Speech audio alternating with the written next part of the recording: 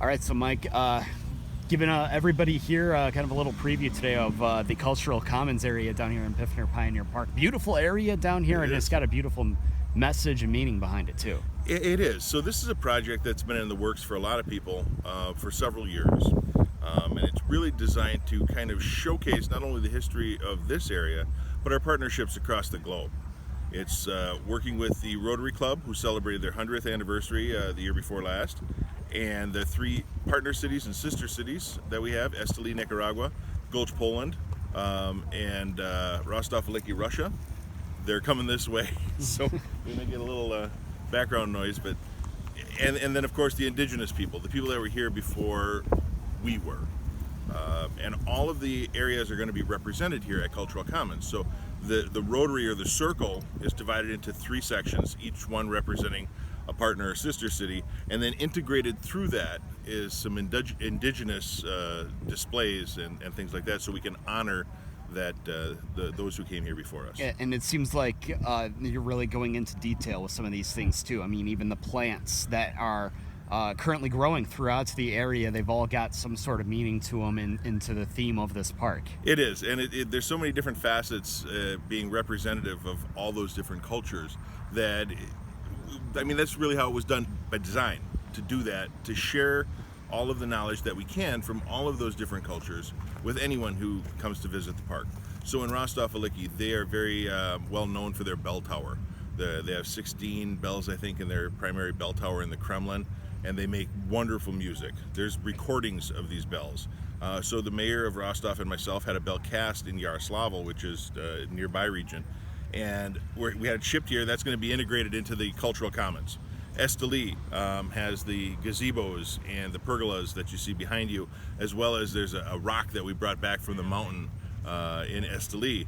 The Gulch has a river running through it, and the water features that we have here are indicative of that. And then some of the sculptures to represent the indigenous people, again, that were here before us, as well as the plants. Everything is going to have a meaning here, and it's really going to be an educational area, as well as one of the most beautiful recreational areas we have inside our parks. Yeah, I think just in looking at the plans, I mean, even looking at what you have right now, the bell's not in, not everything's in place, but right now this is going to be an attraction here into downtown Stevens Point, into Piffner Park. It is, and that's a secondary feature, I suppose, is bridging that gap between the downtown and the riverfront, allowing people to interact a little bit more along the way.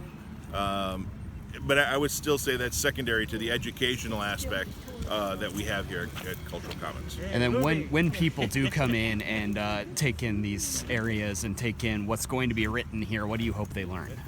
Well, I hope they walk away with a little more sense of how similar we are with some of those other cultures, but also how small our little piece of Stevens Point is here compared to the whole world around us. And one more thing then before we let you go. You mentioned the Native American aspects of this too. We had a very good presentation on that, because they were the ones that were here first, and you want to make sure that you integrate that and recognize that as well, correct? Absolutely, and I don't think we do that enough. We by meaning me, the Anglo-Saxon typical American, is an immigrant. We immigrated here. We were not here originally. The indigenous people that had this land and they were stewards of the land before us need to be recognized, and I don't think we do that enough these days. Absolutely. Anything else that you'd like us to know about this park then before we let you go? Well, it is open to the public, so come on down, take a little walk around, but keep in mind that it's still under construction. It's a work in progress for a while. So make note of that there will always be new things being added. And if you're interested in becoming part of it, we could use volunteer time, or if you want to purchase a permit or a paver for our walkways, you can go to, I think it's ccportagecounty.com. But if you contact me, I will put you in touch with a place where you can donate.